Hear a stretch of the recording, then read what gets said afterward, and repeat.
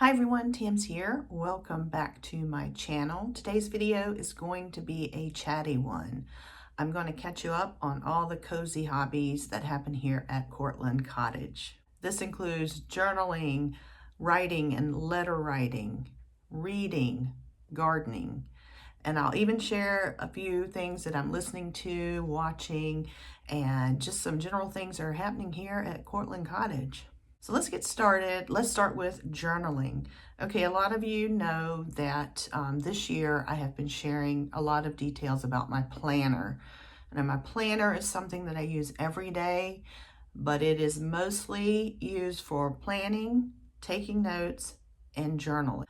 But I have tons of other what I call creative journals that I just allow myself to get in and play in whenever I feel like it. It's not something that I do every day. So what I'd like to start doing is sharing some of those with you, because I do have people ask me for ideas, prompts, that sort of thing to get back into journaling. In the journal that, or the creative journal that I mostly focused on this past week is my coffee journal. I did a separate video on this if you want to see all the details and learn more about what a coffee journal is. But I do try to keep up with a lot of the trends around journaling, and there's a lot of them out there. I try to keep up with all the trends that are out there because, believe it or not, I still find time to teach some journaling classes now and then, and I'm planning to teach some classes this summer. So I've been doing a lot of research. I don't think junk journaling will ever go away. It just keeps coming back in new iterations every year. But one of the things that has stood out to me when I'm looking through social media or researching journaling or following some of my favorite creators is this idea of a coffee journal. And so I spent a lot of time this past week kind of organizing that, getting it ready so that I can just grab my journal at any time and quickly create a little insert, a layout, if you will. And if you want to watch that video, I'll have it linked somewhere in here so that you can go and see what I'm doing. This is something that allows me to be creative in about 10 minutes. So I'm always looking for different ways and different prompts to be creative in a short amount of time. All right, let's talk about letter writing. So the month of April has been National Letter Writing Month. And what have I been doing around here? Well, I've been writing letters, probably like you. And I know we all love our stationery. So I have two updates for you this week. One of the things that a friend of mine and I started during the month of April is we created something called the Letter Lounge. This is not as fancy as it sounds. It's basically, we both wanted a reason to just get together and write in quiet, have an intentional, dedicated time to write and catch up on letters. So we did that. This is my friend Abhishek, who is also a YouTuber. He has a wonderful channel called Right Here, Right Now. I will share it down below and give you a link. And if you are into kind of quiet ASMR journaling sounds, he's got some beautiful videos for you and a couple of other ones to inspire you.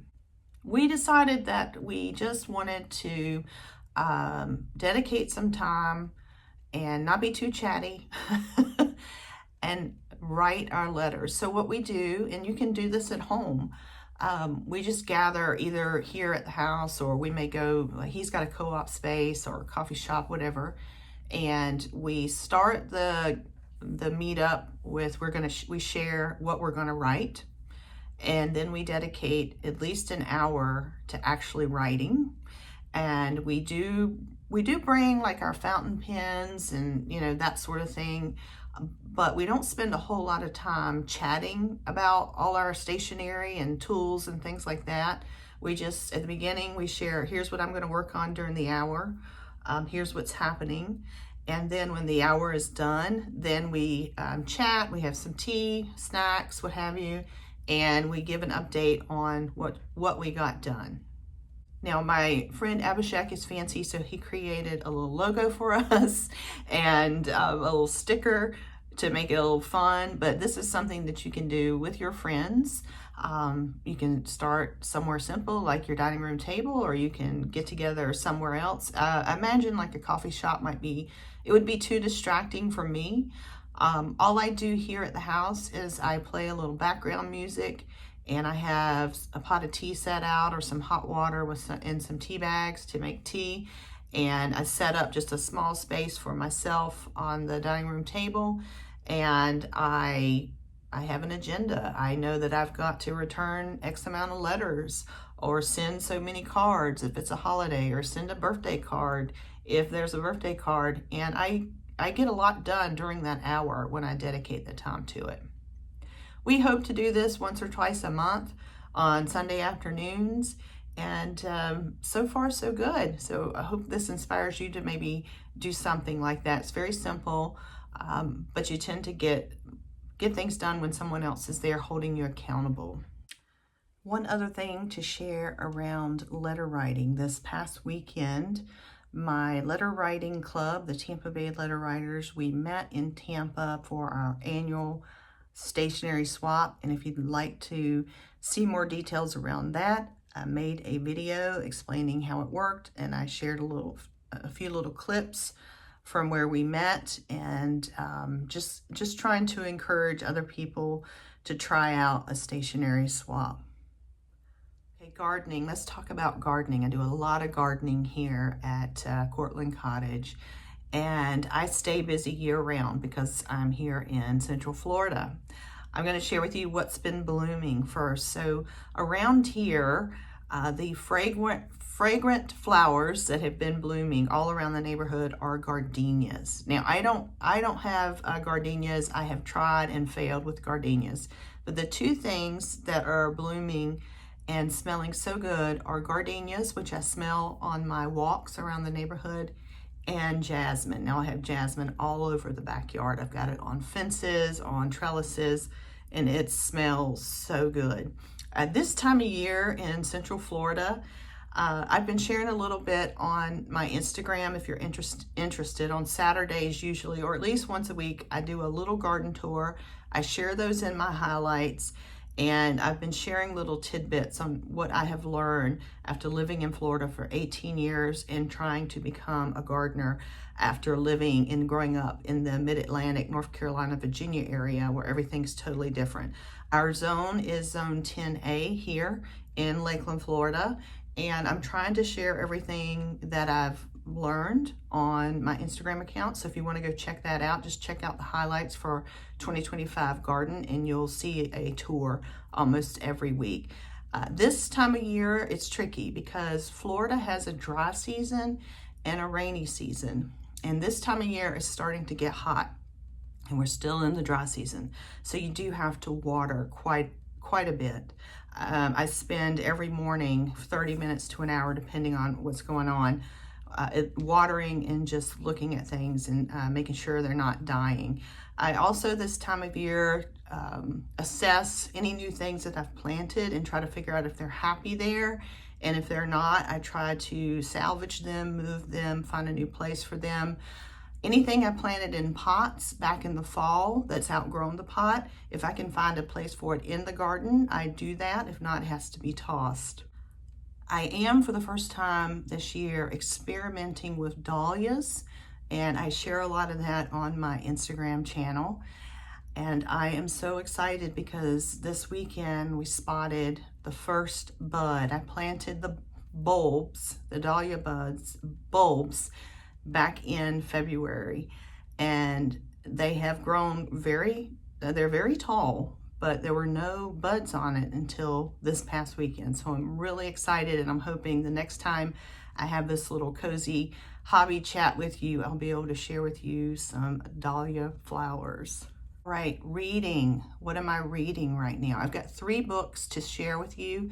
I typically have a fiction book going and at least one nonfiction book going during the week. And I've got 3 to share with you. First up, my fiction book, I am part of a book club. It's an Agatha Christie book club. And once a month, we try to read a Miss Marple book. There's 12 of them, so this is a challenge you can give yourself if you're interested. You can read all the Miss Marple books in a year if you so desire. And the book I am currently on is A Murder is Announced by Agatha Christie. Again, this is Miss Marple. And this is my 4th book that I'm on. And it's funny, Miss Marple sometimes doesn't even show up until the very end in some of these books. I had no idea.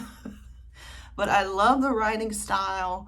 I love the time period. I'm really into a lot of things that happened during that time period, which is the early 1930s in England. So that's just captured my attention this year for some reason, and I'm just really enjoying it. One of the nonfiction books that I am reading is The Life-Giving Table by Sally Clarkson. I have shared some of her books in the past. I think at Christmas I shared the Well Lived book that she came out with, which is her newest book. But I think I have every single book that she's ever written about homemaking, because she just has a magical touch.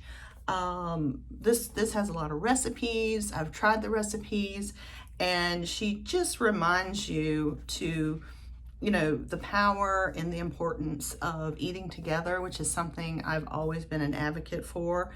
Even if your family's all grown and out of the house, or if you're single, I still think it's important to sit at the table and enjoy your meals and enjoy one another, invite friends over. If your family is all grown, or you're empty nester, or you're single, invite your friends over, because there's so much power that comes from getting together and eating at the table. And she's like me, she thinks it's important to decorate and all those types of things. She does not think it's frivolous. I don't either. I guess that's another hobby of mine, is tablescaping and decorating the table. I love doing that. I love entertaining friends. So if you like to entertain, or if you feel like it's very important to sit at the table with your family and you just need some encouragement because it's a lot of work, this is very encouraging. This is a faith-based book for anyone that is not aware. And then the 3rd book, I don't necessarily recommend you get this book, but I do recommend you learn more about Ian McGilchrist. Now, I have been watching a lot of interviews of this man. He has done a lot of research on the brain over the past, 30 years or more. And he is a doctor, and he resides in Scotland. It's very entertaining to listen to him talk in a lot of interviews. He's extremely articulate, and he explains very complicated things well, in my opinion. I mostly have this book not as a sit down and read through all at one time, but I'm finding it's kind of like a great reference to just pick up and find little things. It's quite dense. Again, not for everyone to just sit in one read, get done in one reading, but I do recommend that you check out some of his interviews if you enjoy just modern science, modern research about the brain.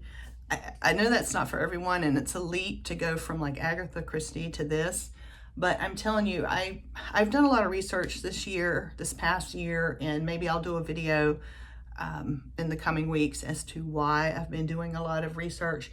But he has a lot of theories on why maybe we're having some mental health issues in the Western world.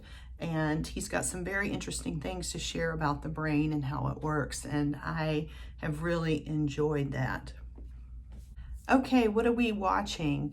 I shared with you in my what I learned when I reduced screen time.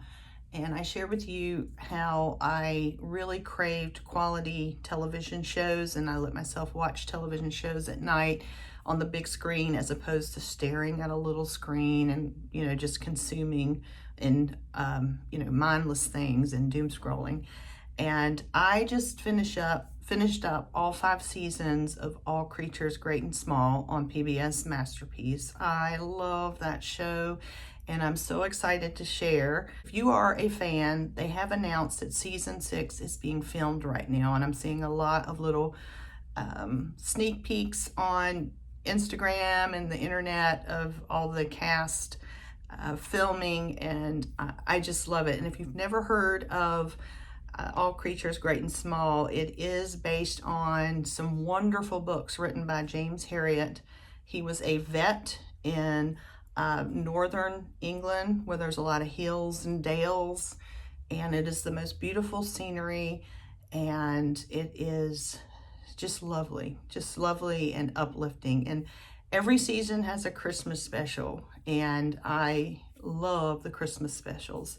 My favorite is the Christmas special from season 2, if you want to know, if you're interested.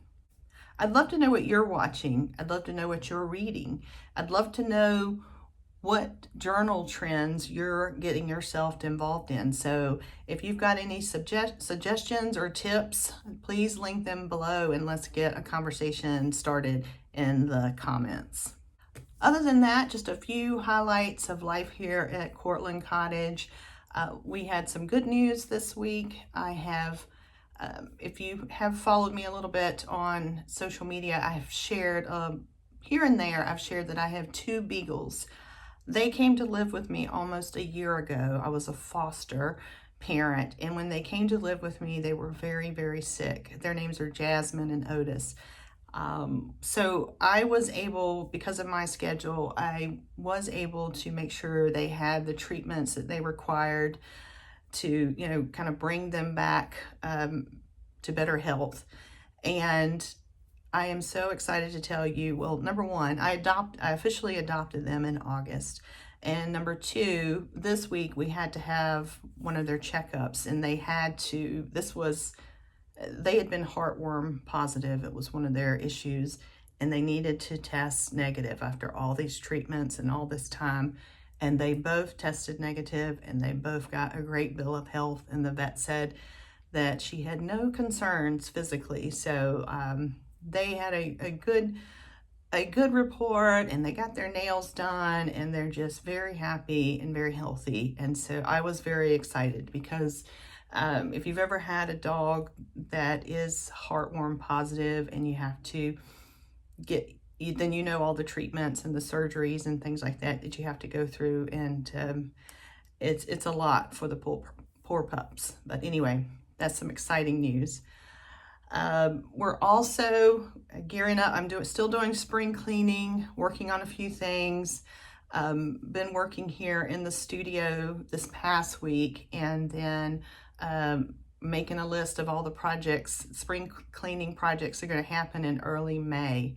And we're here in Florida, so one of the things you have to do if you're new to Florida and you don't know this, if you have a generator, you do need to take it out and test it around this time of year, well before hurricane season. So hurricane season ended here in October. So we did pull out the generator and get that cranking and let it run and make sure all the gunk and things that had built up in it, that was all burned out. And then in June, we will have our official hurricane season prep, and that's where I usually start stocking up on things in the pantry, having a little bit more in the pantry than normal. I don't have like one of those prepper pantries that you see on videos and things like that, but I do try to keep things in the pantry leading up to hurricane season that we can eat in the event that we lose power and things like that. So there you go. There is my chatty update on what's been happening in our world of cozy hobbies here at Courtland Cottage. Again, if you have some things to add, books to read, journal trends that you're trying out and things you're enjoying, please share. I will see you next time. Thank you.